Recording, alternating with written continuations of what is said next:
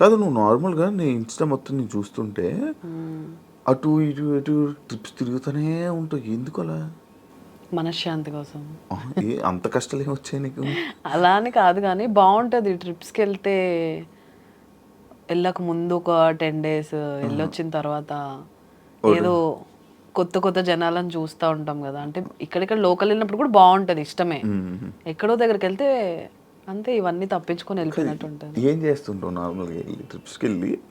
Whole journey చెప్పా, ట్రిప్స్లో నువ్వు చేసేది ఏంటి చెప్పు మొత్తం నాకు. నైట్ అంతా అయితే పడుకోము. నేను ఎక్కువ శ్వేతతో వెళ్తుంటా ట్రిప్స్కి. నైట్ అంతా మేలుకొని ఉంటాం.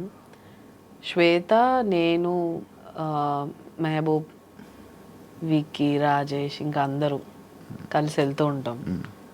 వెళ్ళినప్పుడు అంతా అంతే, ఇంకా నైట్ అంతా పడుకోము, మాట్లాడుకుంటుంటాం, సినిమాలు చూస్తాము. పొద్దున ట్రావెలింగ్ ఉంటుంది కదా కారులో, అక్కడ మాత్రం ఇలా శవాల్లా పడిపోయి అరుస్తూ ఉండే బాలీలో మా మీద మెహబూబ్ అయితే, లెగండ్రా లెగండి, ఇంత దూరం ఎందుకు వచ్చారు మీరు కారులో పడుకోవడాక, లెగండి లెగండి అని. సో బాగుంటుంది.